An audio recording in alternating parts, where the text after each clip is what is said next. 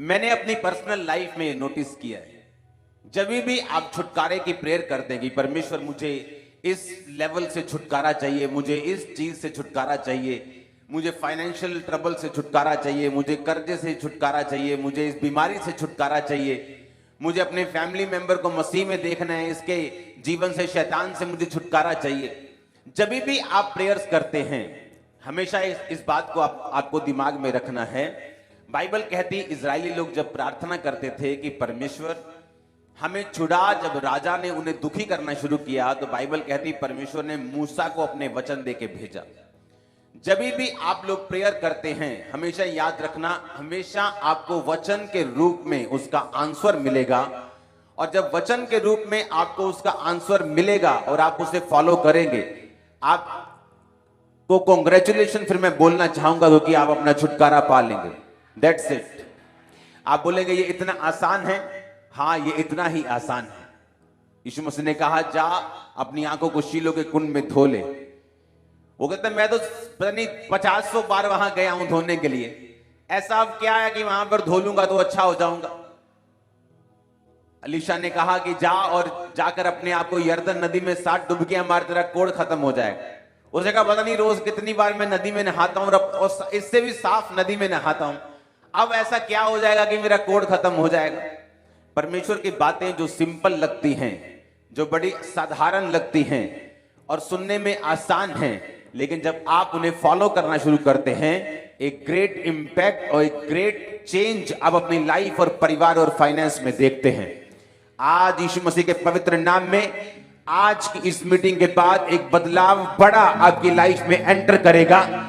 आप अपनी टेस्टिमनीज को देने पाएंगे अपने कोलीग्स को, अपने ऑफिस में, अपने घरों में, अपने रिश्तेदारों में। आमीन। ऊंचा ये बरकत आपकी है चर्च। हालेलुया।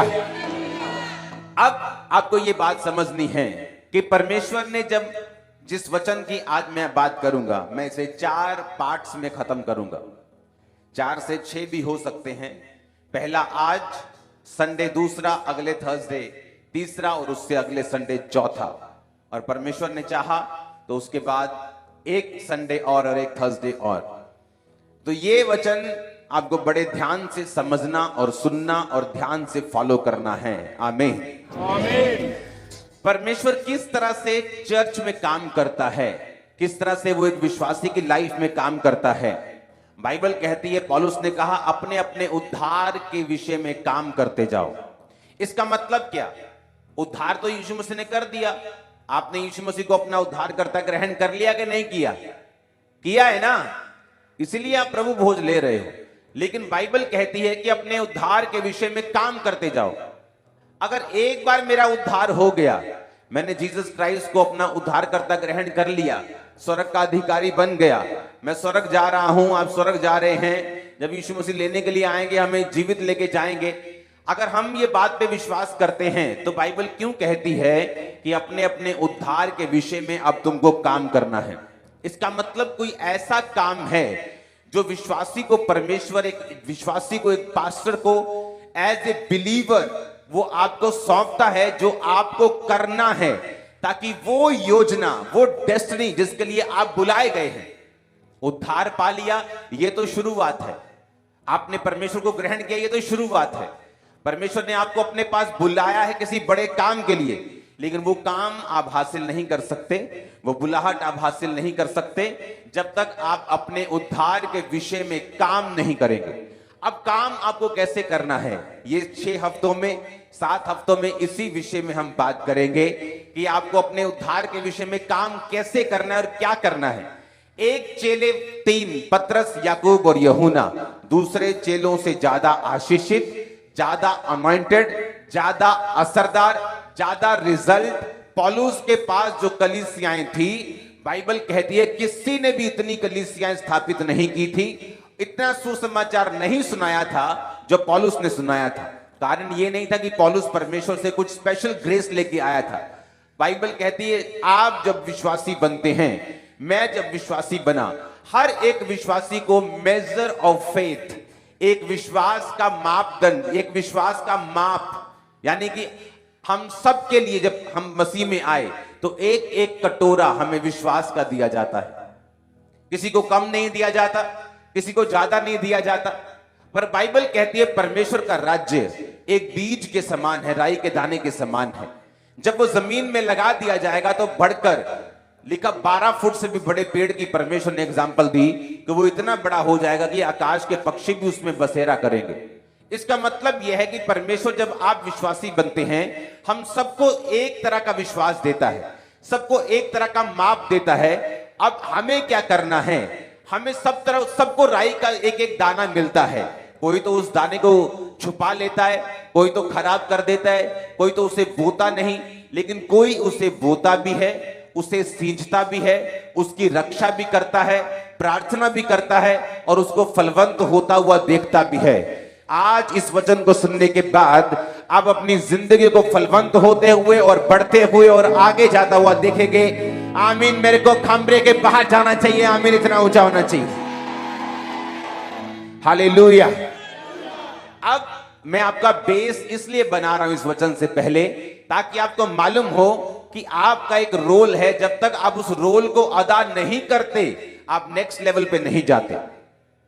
एक टाइम होता है जब एक मां अपने बच्चे को जन्म देती है, उसे पालती है, जबरदस्ती खाना भी खिलाती है, उसे साफ करती है, उसे नहलाती है, उसकी केयर करती है, उसके संग संग रहती है। लेकिन जब वो बच्चा बड़ा हो जाता है, तब मां ये चाहती है कि अब बच्चे की वो केयर नहीं करे, बच्चा उसकी केयर करे। वो बाजार से सामान लेके आए, वो घर की रक्षा करे, वो घर के लिए काम करे, वो अपनी मां को फॉलो करे, मां की रक्षा करे। वैसे ही जब आप परमेश्वर में आते हैं, परमेश्वर आपकी केयर करता है, वो आपको सुरक्षित रखता है, वो आपको बचा के रखता है, वो आपको ब्लेस करके रखता है। लेकिन जब आप बड़े हो जाते हैं, मसीह में कुछ समय हो जाता है, 3 साल, 4 साल, 5 साल, अब आप अडल्ट यंग हो गए, अब आप यंग हो गए। परमेश्वर अब चाहता है कि जो केयर वो आपकी करता था, अब ऐसा नहीं चलेगा। आपको विश्वास के साथ चलना होगा, काम करके चलना होगा, अपने उद्धार के विषय में खुद काम करना होगा और स्टेप आगे बढ़ाने होंगे, ताकि जिस काम के लिए प्रभु ने आपको बुलाया वो काम आपकी जिंदगी में पूरा हो सके। आमीन। अब बात यह है कि क्यों एक चेला ज्यादा अनॉइंटेड और दूसरा चेला कम? क्यों एक सेवकाई ज्यादा फलवंत और दूसरी उससे कम, और कोई तो बिल्कुल फलवंत नहीं? कारण परमेश्वर नहीं है, कारण वो व्यक्ति है जो परमेश्वर के साथ चल रहा है। किस तरह का व्यक्ति? यीशु मसीह ने कहा जब बीज बोया जाएगा, कई बीज तो शैतान उठा के लेके जाएगा, कोई बीज झाड़ियों के बीच में गिरेगा, थोड़ा सा फूलेगा लेकिन फिर दब जाएगा, कोई पत्थर के गहरी मिट्टी ना जहां होगी वहां बीज जाएगा और जब सूर्य निकलेगा वो बीज सूख जाएगा। कोई अच्छी भूमि पे गिरेगा, 30 गुना, 60 गुना और 100 गुना फल लेके आएगा। अच्छी भूमि पर गिरने के बाद भी वो बीज सब एक जैसा फल नहीं लेके आ रहे। कोई 30 गुना लेके आ रहा है, कोई 60 गुना लेके आ रहा है, कोई 100 गुना लेके आ रहा है। अब ये मुझ पे, आप पे निर्भर करता है कि हम परमेश्वर के वचन को कितना सीरियसली लेते हैं और अपनी जिंदगी में कैसा फल हम चाहते हैं। अब मैं वचन को शुरू करता हूं, प्रेरितों के काम 1 उसकी 20 से 22 आयत। ये उस समय की बात है जब यहूदा इस्करियोती ने यीशु मसीह को पकड़वा दिया चांदी के 30 सिक्कों में। उसे पता क्या लगता था? जो ज्यादा चालाक होते हैं कई बार मारे जाते हैं। उसे लगता था कि यीशु मसीह का कोई कसूर ये साबित नहीं कर पाएंगे। यीशु मसीह के पास पावर है लंगड़ों को चलाने की। मैंने खुद देखा यीशु मसीह के पास पावर है अंधों को दिखाने की। जब यीशु मसीह को पकड़ने के लिए आएंगे, ये अंधे हो जाएंगे तो मुझे पैसा मिल जाएगा। वो लालची था, तो उसने सोचा कि यीशु मसीह का पता ही देना है कि वो वहां बैठे है, इसमें क्या प्रॉब्लम है? वो जीवित परमेश्वर अपने आप को खुद बचा लेगा, मेरा फायदा हो जाएगा। लेकिन उसे मालूम नहीं था कि वो एक शैतानी प्लान का हिस्सा बन रहा है, जो कि जीसस क्राइस्ट ने कहा था, धन्य है, अगर धन्य होता, भला होता कि वो मनुष्य पैदा ही ना होता, क्योंकि जिसने मुझे पकड़वाया है उसका पाप बड़ा है। और जब वो पकड़वाया गया, तो जब उसने देखा कि यीशु मसीह ने अपने आप को छुड़ाया नहीं, क्योंकि उसे मालूम नहीं था कि ये परमेश्वर का प्लान है कि वो 3 दिन अपने आप को नहीं छुड़वाएगा, मारा जाएगा, गाड़ा जाएगा, तीसरे दिन मुर्दों में से जी उठेगा। उसे ये मालूम नहीं था। जब यीशु मसीह पकड़वाए गए, उसने जाकर अपने आप को फांसी दी और वो मर गया। और भजन संहिता का वचन पूरा हुआ, प्रेरितों के काम 1 उसकी 20 से 22। भजन संहिता में लिखा है, उसका घर उजड़ जाए, उसमें कोई ना बसे, और उसका पद कोई दूसरा ले ले। ये वचन पतरस ने पढ़ा, क्योंकि हुआ क्या, जब यहूदा इस्करियोती मर गया तो चेले 12 के 11 रह गए। तो उन्होंने सोचा जो परमेश्वर ने इस्टेब्लिश किया है उसको हम तोड़ेंगे नहीं। अगर चेले 12 चुने थे तो हम उसे 12 ही रखेंगे। तो ऐसा करते हैं, हम एक चेला चुनते हैं, क्योंकि भजन संहिता में जो प्रोफेटिक वर्ड हुआ था यहूदा इस्करियोती के लिए कि उसका पेट फट जाए, उसकी आंतड़ियां निकल जाए, और वैसे ही वो मरा। जब वो गिरा फांसी से तो उसका पेट फटा, आंतड़ियां निकल गई, उसका पद कोई दूसरा ले ले। तो ये प्रोफेटिक वर्ड था कि जो व्यक्ति यीशु मसीह को पकड़वाएगा उसका पद, उसका स्थान कोई दूसरा लेगा। तो पतरस ने कहा कि अब इसलिए जितने दिन तक प्रभु यीशु हमारे साथ आते जाते रहे, अर्थात यूहन्ना के बपतिस्मे से लेकर उसके हमारे पास से उठाए जाने तक जो लोग हमारे साथ बराबर आते जाते रहे, उचित है उनमें से एक व्यक्ति हमारे साथ जो उसके जी उठने का गवाह हो जाए। अब पतरस ने क्या कहा? उसने कहा कि अब ऐसा करो, एक चेला चुनते हैं और वो चेला जो होगा हमारे साथ परमेश्वर के जी उठने का गवाह होगा। पर उस चेले की काबिलियत क्या होनी चाहिए?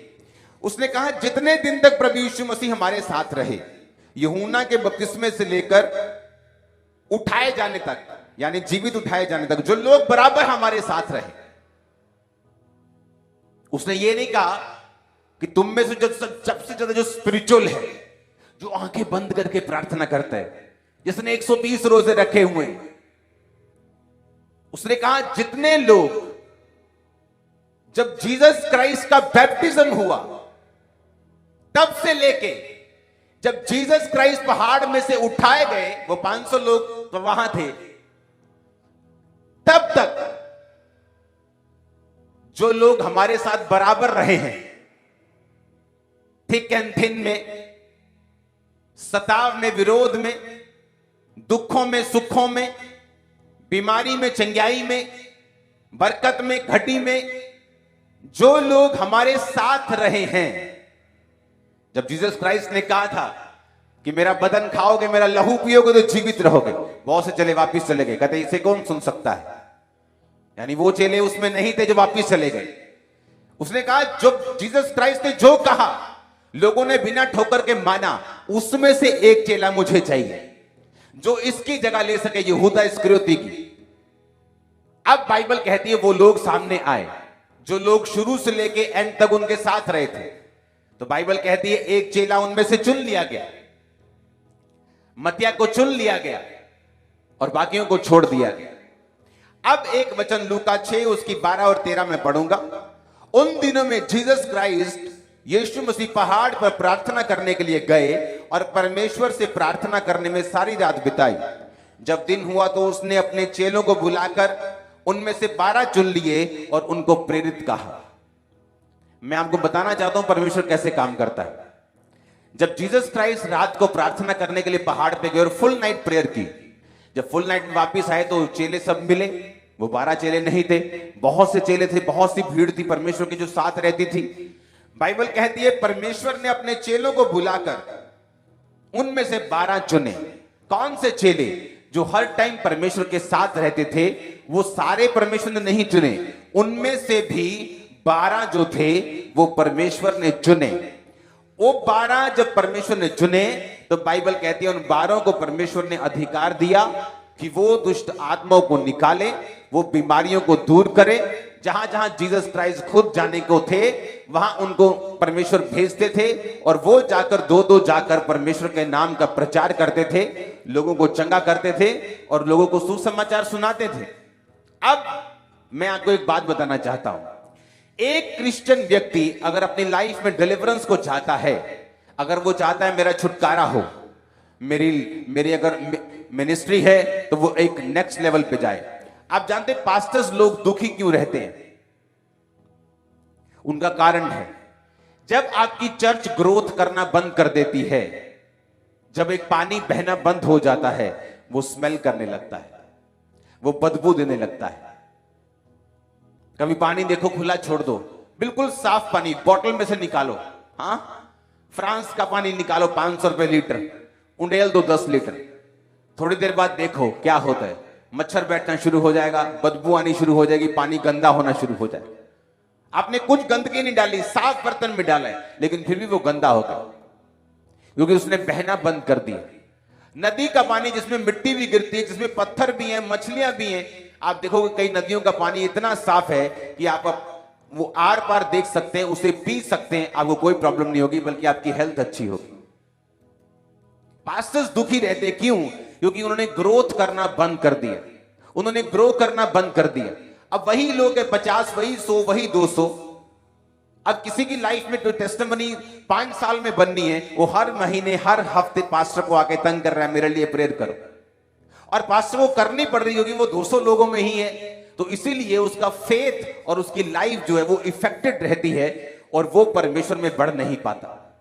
अब बहुत सी ऐसी चीजें हैं, बहुत से ऐसा छुटकारा है जो आपका फाइनेंस का है, आपको नहीं मालूम परमेश्वर आपको इस दुकान से अगली दुकान में लेके जाना चाहता है, वो आपके बिजनेस को चेंज करना चाहता है, वो आपके फाइनेंस को ब्लेस करना चाहता है। लेकिन ये सारी चीजें आपको तभी मालूम हो सकती हैं अगर आप स्पिरिचुअल हैं और आप छुटकारे के वचन को जानते हैं, जो अब मैं आपको बताने जा रहा हूं। अब आपको ये बात मालूम होनी चाहिए कि छुटकारा हर एक व्यक्ति को चाहिए। एक मां को चाहिए जब उसका बेटा नशा करता है, उसकी बेटी जब व्यभिचार में जाती है, जब इसका एक पास्टर की कलीसिया बढ़ती नहीं, जब एक फाइनेंस बढ़ता नहीं, जब कर्जे के नीचे होते हैं, जब पढ़ाई में अच्छे नंबर नहीं आते, आपको मालूम नहीं क्या करना है। हर एक व्यक्ति जो इस धरती के ऊपर है उसको छुटकारा चाहिए, चाहे वो किसी भी लेवल पे क्यों ना चला जाए, उसको अगले लेवल पे जाने के लिए छुटकारा चाहिए। अब छुटकारा होगा कैसे? अब बाइबल कहती है कि जब लोगों में से प्रेरित चुने गए, तो जब जीसस क्राइस्ट ने चुने तो उन्हीं लोगों में से चुना जो जीसस क्राइस्ट के हमेशा साथ रहते थे।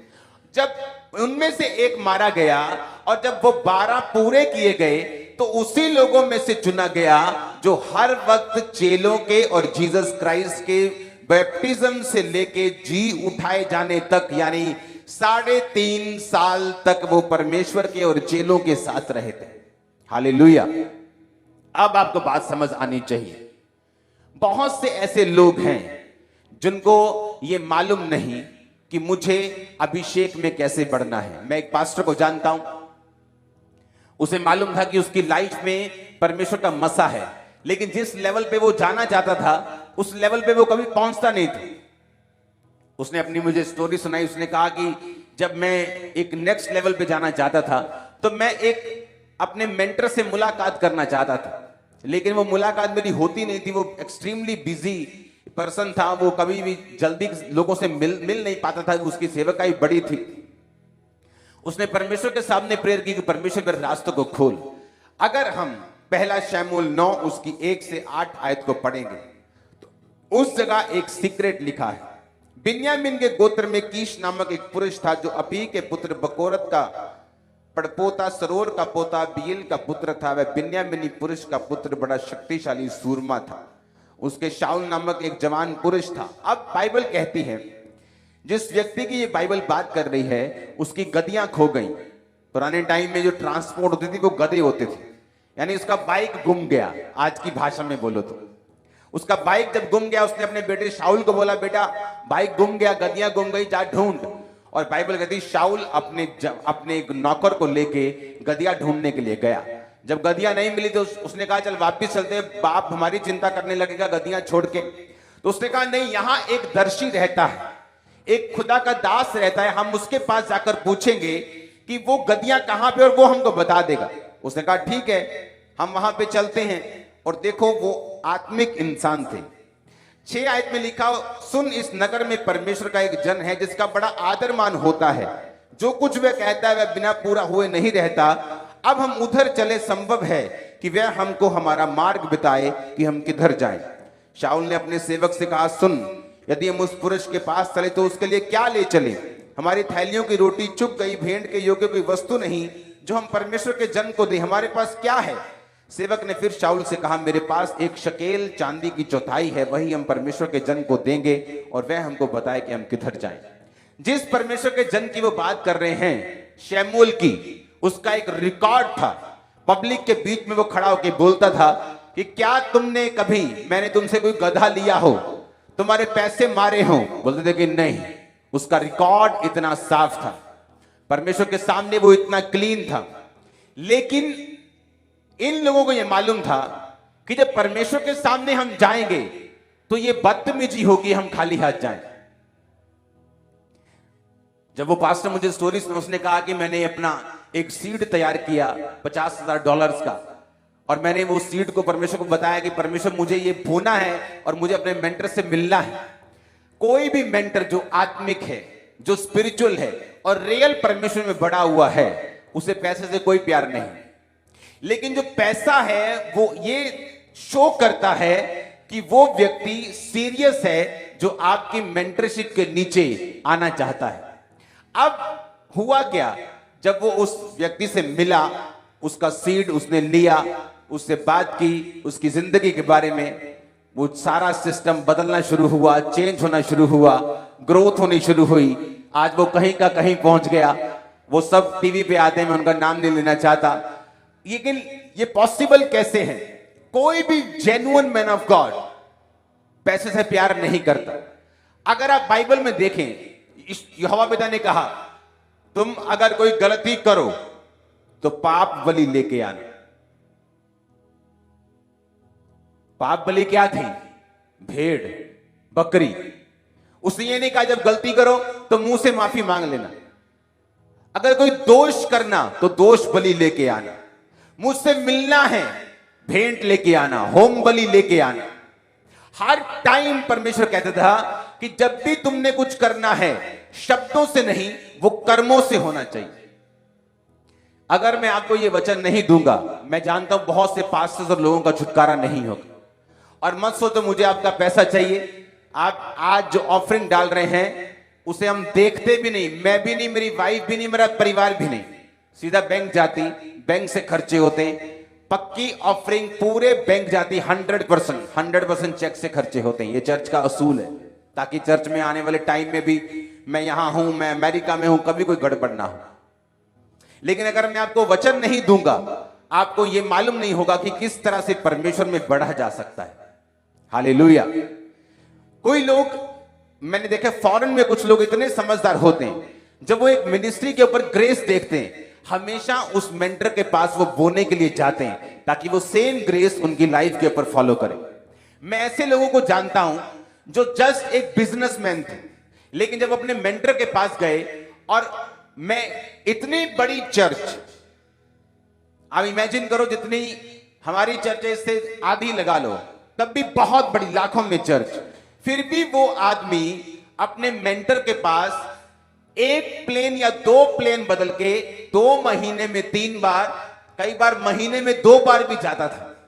और लोग हैरान हो गए, इतनी बड़ी चर्च है लेकिन तू यहां क्या करने आता है? उसने कहा तुम नहीं जानते, लेकिन जब साल बीता, 2 साल बीते, 3 साल बीते, उसकी चर्च उसके देश की सबसे बड़ी चर्च बनी 3 साल के अंदर अंदर। कारण क्या था? कि कौन अच्छा है उसको नहीं चुना, कौन साथ रहा है। जब मूसा का मसा यहोशू को मिला तो कौन अच्छा है ये नहीं, कौन मूसा के साथ रहा है। मूसा का सगा भाई भी उसके साथ नहीं था जब वो पहाड़ के ऊपर था, यहोशू उसके साथ था। आज लोगों को लगता है कि बस मसा मतलब कि किसी मैन ऑफ गॉड के पास जाएंगे, बोले पापा जी रखिए हाथ मेरे, उसमें हाथ रखाएंगे, मसा ट्रांसफर। ऐसा कभी नहीं होता, ये नॉन बिब्लिकल है। ये लास्ट पार्ट है जो आप पहले मांग रहे हो, ये लास्ट हिस्सा है, ये लास्ट में आता है, आप पहले मांग रहे हो। हम जितना स्पिरिचुअली सेंसिटिव होंगे, क्योंकि अगले ये 4 पार्ट्स अगर आपने सुन लिए, आप बिल्कुल क्लियर होंगे अपनी लाइफ। क्योंकि जितना आदमी स्पिरिचुअली सेंसिटिव है, स्पिरिचुअली वो समझदार है, उसकी बरकत उतनी ज्यादा है। किसी भी सेवकाई को जब आप बड़ा होते देखते हैं, आपको यह मालूम नहीं होता पीछे स्टेप्स क्या है, उसकी ग्लोरी तो दिखती है, स्टोरी क्या है, बैक स्टेज वो कैसा है, अपने घर में वो कैसा है, किस तरह से परमेश्वर ने उसे बढ़ाया है, उसका रीजन क्या है। अब जब वो हर हफ्ते, कई बार महीने में 2 टाइम, 2 महीने में 3 बार, और ये नहीं कि बिल्कुल पास है, दूसरे देश से अपने प्लेन्स को चेंज करना, कभी 1 कभी 2 फ्लाइट्स को चेंज करना, फिर जाना फिर पहुंचना। ये नहीं कि सेवकाई छोटी, तब भी बड़ी हुई सेवकाई में भी हर टाइम वो इतना मस्से में बढ़ गया, वो इतना कैरी करने लगा, इतना रेप्लिकेट करने लगा, इतना ज्यादा ग्रेस को फॉलो करने लगा अपने स्पिरिचुअल फादर की, कि सेम मिरेकल्स होने लगे और चर्च 3 साल में उस देश का सबसे बड़ा चर्च बन गया। आज तक वो सबसे बड़ा है। हालेलुया। लेकिन कारण क्या? कारण वो कभी भी आपको स्टेज पे नहीं बताएगा। कारण मैं जानता हूं, कारण वो लोग जानते हैं जो उसके करीब रहे, कारण वो लोग जानते हैं जिन्होंने सारी बातों को अपने जीवन में होता हुआ देखा है। जितने आप स्पिरिचुअली सेंसिटिव और समझदार हैं, उतना ज्यादा चांस है कि आप स्पिरिचुअली, फिजिकली, मेंटली, फाइनेंशियली सब तरफ से आप ग्रो करें। हालेलुया। अब देखो, शमूएल की एक गारंटी है कि वो लालची नहीं था, लेकिन इन लोगों को मालूम था कि जब हम एक दर्शी के पास जाएंगे तो हमें कुछ भेंट लेके जाना है। जब हम परमेश्वर के पास जाएंगे हमें कुछ भेंट लेके जाना है। ये बात पैसे की नहीं, बात ऑनर की, बात इज्जत की, बात सेंसिटिव होने की है। आमीन। मेरे स्पिरिचुअल फादर के पास बहुत पैसा था, लेकिन जब मैं उनके पास जाता था कभी भी खाली हाथ नहीं। क्यों? और अगर मान लो मैं किसी देश में गया हूं और वहां की लोकल करेंसी मान लो नायरा है, एक नायरा मतलब ₹1 मतलब 10 नायरा, एक डॉलर मतलब 300 नायरा का है। मैंने कभी भी उनकी लोकल करेंसी में मैंने उनको कभी भी ऑफरिंग नहीं दी। अगर मान लो मेरी ऑफरिंग $10,000 है या $20,000 है, तो उनकी लोकल करेंसी में वो 40 लाख बनता है। तो 40 लाख जो मैं लेके जाऊंगा इतना लगेगा, वो लगेगा कि मैं बहुत बड़ी ऑफरिंग लेके आऊं। लेकिन मैंने ये नॉनसेंस कभी नहीं की। कभी मैंने गड्डियों से उनको इंप्रेस करने की कोशिश नहीं की। जब भी गया हूं मैं ऐसी करेंसी के साथ गया हूं कि जस्ट वो इतनी सी लगे, मैं जस्ट साइड पे रख दूं। कितने मेरी बात को समझ रहे हैं? ताकि उनको बड़ा लगे। वो कौन सा यूएस में जाते हैं, उनको बड़ा लगे ताकि वो नायरा बिखर जाएं। हाँ, 500 नोट, वही $10,000 अगर आप नोटों में कन्वर्ट कर दें, 100 के नोटों में, तो ढेर लग जाएगा 8 लाख रुपए का। लेकिन ये नॉनसेंस है। मैंने कभी ये नॉनसेंस अपने स्पिरिचुअल फादर के साथ नहीं की। कारण यह है कि जब हम स्पिरिचुअली बुद्धिमान होते हैं, हमें मालूम होता है ग्रेस को किस तरह से कैप्चर करना है, ग्रेस को किस तरह से लेना है और अपनी लाइफ में किस तरह से हमें काम करना है।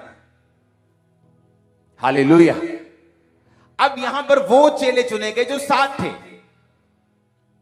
मैंने देखा आप किस तरह के हैं वो कवर हो जाता है, लेकिन अगर आप साथ नहीं हैं, बहुत से लोग हैं, मैं उनको कभी रिकमेंड नहीं करता। बोलते हैं मुझे आके सेवा करनी है, मैं बोलता नहीं, तुम अपना काम करो। वो बोलते हैं अच्छा, शायद खुदा ने कहा है। वो खुदा ने नहीं कहा, क्योंकि ये ऐसा बड़ा डिसीजन होता है जिसमें मैं ये एक्सपेक्ट करता हूं कि तुम कहो नहीं, मुझे काम नहीं करना, मुझे सेवा करनी है। क्योंकि ये आसान नहीं होता। जब आप सेवा करने के लिए जाते हैं या अपनी लाइफ समर्पित करते हैं, तो बहुत से चैलेंजेस होते हैं, बहुत से ट्रबल्स होते हैं। तो वो ट्रबल्स में कोई ये नहीं चाहता कि आपके वर्ड्स को, कि आपने कहा था, कोई ये रिस्क लेना नहीं चाहता। अगर तुमको सेवा करनी है तो मैं अपनी गारंटी पर, अपने चैलेंज पर, अपने रिस्क के ऊपर आना है और सेवा करनी है। हालेलुया। तब बाइबल कहती है जो लोग उनके साथ थे उनमें से एक चुना गया, जो शुरू से लेकर एंड तक उनके साथ थे। जीसस क्राइस्ट ने वो लोगों को चुना जो शुरू से लेकर उसके साथ थे। उसके बाद एक चेला जब मर गया, दूसरा चुना, तो वही चुना जो शुरू से लेकर उनके साथ था। वो लोग जो सेवकाई में निरंतर साथ हैं, वो लोग हमेशा जो थिक थिन में, हर मौसम में साथ हैं, हर तरह से साथ हैं, वही परमेश्वर के इस अभिषेक को जो उनके मेंटर्स की लाइफ पे खुदा ने उनको दिया होता है, उनकी लाइफ पे आता है। Hallelujah, hallelujah. आप बहुत गहरी बातों को सुन रहे हैं, आप सेम नहीं रहे। जब हम स्पिरिचुअली बुद्धिमान होते हैं और हमें मालूम होता है कि परमेश्वर का काम करने का तरीका क्या है, चाहे आप कई बार 5 साल एक चीज के लिए प्रार्थना करते रहे, लेकिन बाइबल कहती है जो अधिकार परमेश्वर ने अपने जनों को दिए हैं उन अधिकारों में से ही आपको परमेश्वर बरकत देता है। आप 5 साल प्रार्थना करते, परमेश्वर मेरी चर्च को बढ़ा, मेरी चर्च को बढ़ा, मेरी चर्च को बढ़ा, लेकिन वो नहीं बढ़ती। लेकिन जब आप एक जीवित चर्च में एक मेंटर के साथ चले जाते हैं, वही चर्च आपकी 1 साल में बढ़ जाती है। और आपने प्रेयर भी नहीं किया इतनी कि मेरी चर्च को बढ़ा, क्योंकि हाथी के बच्चे को प्रार्थना करने की जरूरत नहीं, मेरा वेट बढ़े। जिराफ के बच्चे को प्रार्थना करने की जरूरत नहीं, मेरी हाइट अच्छी हो। वो जस्ट उसका बच्चा बन के रहे, हाइट और वेट और बढ़ना ही बढ़ना है यीशु मसीह के नाम। आप मेरी बात समझ रहे कि नहीं? आपको जस्ट फॉलो करना है, क्योंकि जो कुछ आपके मेंटर की लाइफ में वो आपकी लाइफ में आएगा ही आएगा। ये पॉसिबल ही नहीं कि वो ना आए, अगर आप रियल फॉलोअर्स हैं तो। आमीन। और ऐसा जब आप इस विषय को सुन लेंगे 4 हफ्तों में, मैं आपको बता रहा हूं, आप क्लियर होंगे बिल्कुल कि मेरे पास बरकत क्यों नहीं है तो इतनी क्यों है, मुझे बढ़ना कैसे है, आगे कैसे जाना है। क्योंकि ये विषय पर कोई जल्दी आपसे बात नहीं करता। मैं कर सकता हूं कि मैं इस चर्च से ऑफरिंग नहीं लेता, कोई मुझे चैलेंज नहीं कर सकता कि आप इसलिए बता रहे हैं कि आपको ऑफरिंग चाहिए। हालेलुया। लेकिन ये ऐसे वेज हैं, ऐसे तरीके हैं कि आप अपने मेंटर्स की लाइफ में घुस सकते हैं, उसकी अनॉइंटिंग को टच कर सकते हैं। कोई व्यक्ति अधीन रहकर, कोई व्यक्ति अपनी लाइफ को समर्पित करके, कोई व्यक्ति बो के, कोई व्यक्ति काम करके जबरदस्त रीति के साथ रास्तों को खोल के इस अनॉइंटिंग को कवर करता है, अनॉइंटिंग को टच करता है, अपने जीवन में उसी ग्रेस को कैरी करता है जो उसके खुदावंद के दास की जिंदगी के ऊपर है। हालेलुया। अगर मैं यहां पे हूं, खुदावंद ने मुझे यहां बड़ी चर्च दी है, मैं अपने मेंटर के पास 24 घंटे नहीं रह सकता, तो मेरा काम क्या है? रास्तों को साफ करना। मेरा काम क्या है? बोना। मेरा काम क्या है? प्रेयर करना। मेरा काम क्या है? रेगुलर विजिट करना। हालेलुया। ऊंची आवाज में बोलो हालेलुया। ऊंची आवाज में, ऊंची आवाज में। आप सेम नहीं होंगे, कुछ बदलने जा रहा है बड़ा आपकी लाइफ में। मैंने कहा आप सेम नहीं रहेंगे यीशु के नाम। कुछ बदलने जा रहा है बड़ा आपकी लाइफ में यीशु मसीह के नाम।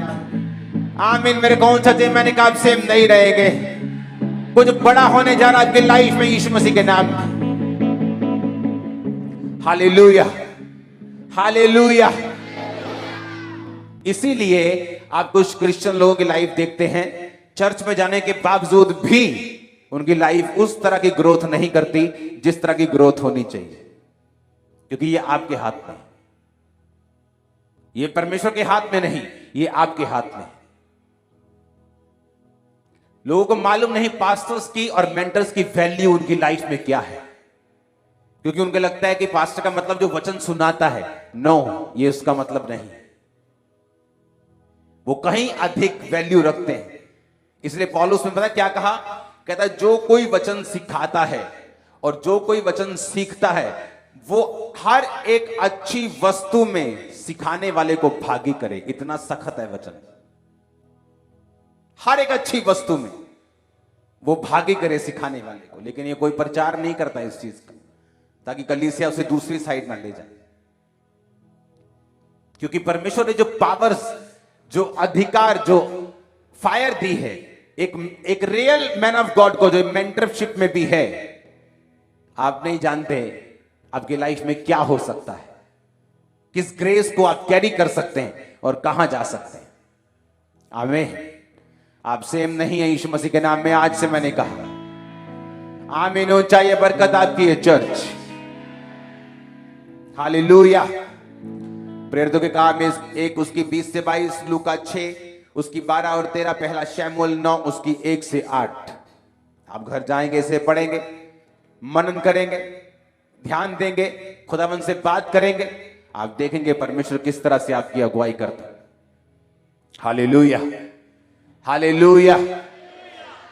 और अगर हमें नेक्स्ट लेवल पे जाना है, हमें ग्रोथ देखनी है, तो हमें यह बात समझनी होगी, कंसिस्टेंट रहना, खुदा के घर में रहना, हर टाइम परमेश्वर के साथ लगे रहना, जुड़े रहना,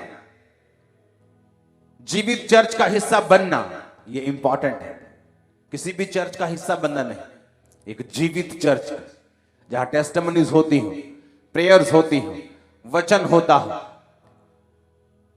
जहां परमेश्वर के सारे बाइबल बिब्लिकल पहलू पूरे होते हैं। एक जीवित चर्च, चाहे आपके घर के 400 किलोमीटर दूर क्यों ना हो, आपको वहीं जाना चाहिए, क्योंकि जीवित चर्च की वैल्यू है। मैंने देखा है लोग हजारों किलोमीटर प्लेन से जाते थे और उन्होंने ऐसी ग्रोथ हासिल की जो शायद वहां बैठे हुए लोग भी नहीं पा सके। उन्हें लगता था कि हम पास में ही हैं, कोई बात नहीं, घर से 12 बजे में निकल जाएंगे। लेकिन जो दूर से आता था वो एक दिन पहले उधर पहुंचता था तो चर्च में सबसे पहले एंटर करता था। हालेलुया।